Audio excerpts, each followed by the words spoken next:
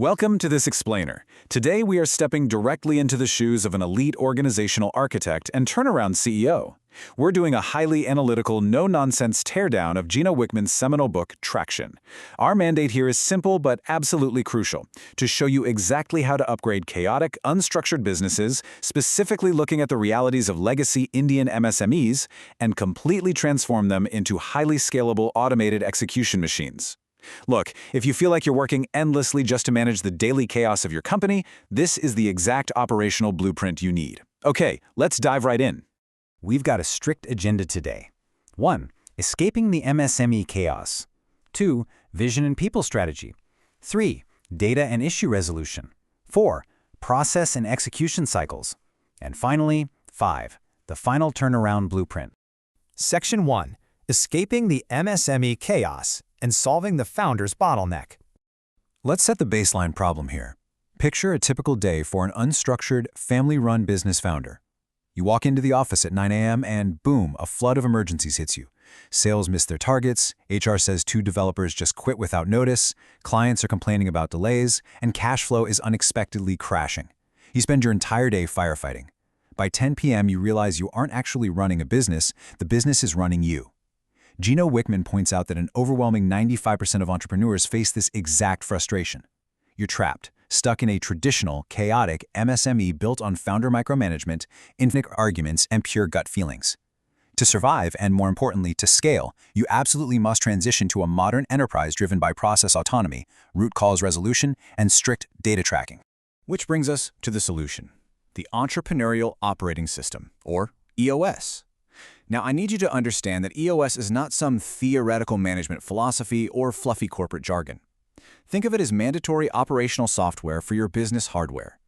It's a highly practical, 6-pillar framework designed to take a disjointed company, whether you have 10 employees or 500, and turn it into a perfectly automated, high-traction execution machine. If you install these 6 components correctly, your business gains an incredible forward momentum that Wickman simply calls traction. Section 2. Vision and people strategy, aligning the organization. So the first pillar of EOS is vision. In way too many companies, if you ask the founder, the marketing head, and the sales lead where the company will be in 3 years, you're going to get 3 totally different answers. That is a massive, unforgivable waste of organizational energy. To fix this, EOS uses an uncompromising diagnostic tool called the V/TO, or Vision/Traction Organizer. It's an 8-point checklist that forces complete top-down alignment. It asks the hard questions. What are your core values? What is your core focus? You know, the niche you are absolutely best at, allowing you to actually say no to distractions. It locks down your 10-year target, your marketing strategy, and breaks your future down into a 3-year picture, a 1-year plan, and immediate 90-day quarterly rocks, all while exposing the harsh realities on your issues list. Crucially, you don't just hide this document in a drawer somewhere. You broadcast it to everyone, from top executives to the newest interns, so the entire organization pulls in the exact same direction. Pillar 2 is people. A grand vision requires the exact right team to execute it. Wickman gives us a non-negotiable hiring formula. You need the right person in the right seat to achieve peak high performance. The right person is someone who perfectly matches those core values we just talked about. If your core values are honesty and teamwork, but you've hired a superstar sales manager who lies and is toxic to the staff, they are fundamentally the wrong person. Keeping a toxic high performer will eventually eat your company culture from the inside out, period. And the right seat means that person actually has the natural talent and skill for that specific role. A brilliant coder places a customer service manager? Totally wrong seat. To rigorously test if someone is in the right seat, we use the ultimate due diligence check, the GWC mandate. G stands for get it. Do they deeply, intuitively understand the mechanics and responsibilities of the job? W stands for want it. Do they genuinely wake up wanting to do this specific work, or are they just there collecting a paycheck? And C stands for capacity. Do they possess the mental, physical, and educational capacity to execute the role at a high level? If the answer to even one of these questions is no, they are fundamentally unfit for that seat. You must let them go or move them. As an organizational architect, you literally cannot afford sentimentality here. Moving to Section 3, Data and Issue Resolution. Facts over ego. The third pillar is data. When it comes to making major decisions, a massive bottleneck in traditional management, especially in legacy Indian businesses, is relying on ego or gut feelings. You know the scenario. A manager sits in a meeting and says, "Sir, I feel like our marketing is doing well." Well, as any VC or turnaround CEO will tell you, the phrase "I feel like" is exactly what sinks businesses. We demand facts, not feelings. You cannot scale a company based on a founder's intuition. You scale it on objective reality. To enforce this reality, EOS introduces the scorecard. Now, this isn't some massive, confusing spreadsheet. It's a clean, VC-style dashboard of just 5 to 15 vital metrics that you review weekly. And here is the secret sauce. You must track forward-looking lead indicators, not backward-looking lag indicators like last month's profit. Consider a typical weekly agency scorecard. We track organic leads, sales calls made, and we keep our cost per lead strictly under $80. Crucially, every single metric has a target number and a dedicated owner. There's nowhere to hide.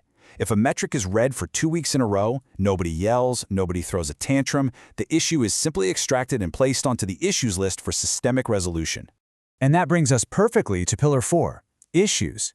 Look, every company has problems. Successful companies don't sweep them under the rug, they pin them to the wall. We use a framework called the IDS matrix: identify, discuss, solve. Most chaotic businesses only treat the symptoms, right? If your sales team isn't hitting numbers, the symptom is low sales. But if you dig deeper to identify the root cause, you might actually find that a lagging, outdated custom CRM is preventing rapid data entry. Step 2 is discuss. Everyone debates the root cause openly with zero ego allowed. And step 3 is solve. You don't complain endlessly. You create a permanent action plan with a hard deadline, assign it to one specific person, and you destroy the bottleneck forever. Treat the disease, not the symptom. Section 4. Process and execution cycles. Scaling through standardization. Pillar 5 is process. If the owner of McDonald's had to personally cook every single burger in every country, it would never have become a global empire. It scaled because the process is entirely standardized. Yet, in most unstructured businesses, all the operational logic is trapped inside the founder's head. If the founder gets sick, does the whole company just stop? To fix this, you don't need a 500-page corporate manual that no one's ever going to read. You apply the 20-80 rule of process documentation. You only need to document the core 20% of your workflows that yield 80% of your operational results. The absolutely crucial point here is to lock down that vital 20%. Let's look at some concrete examples for the Indian market. If you run a service agency, standardize the critical nodes. Create a strict, step-by-step CRM onboarding verification process for new clients, so absolutely no documents are ever missed. Automate your tax compliance by embedding strict 5% GST calculation rules directly into your invoicing software, so your accountants literally cannot make a human error. When your core processes are documented as simple, bulleted checklists, training new employees becomes effortless, errors drop to practically zero, and the business can scale completely bypassing the founder. Pillar 6 is traction, because at the end of the day, vision without execution is totally meaningless. To guarantee execution, EOS utilizes the 90-day ROC system to keep focus and, more importantly, the Level 10 meeting. Traditional corporate meetings, they're mostly unstructured time wasters. The Level 10 meeting is a non-negotiable, strict 90-minute weekly execution cycle.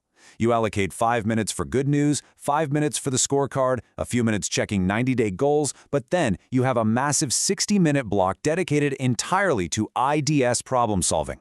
The vast majority of your management time is spent actively eliminating bottlenecks. It starts on time, it ends exactly in 90 minutes, and participants consistently rate its effectiveness a 10 out of 10. Section 5, the final turnaround blueprint, the execution mandate. We've analyzed the system. Now, as an elite architect, I'm giving you 3 immediate directives to implement this architecture today. 1.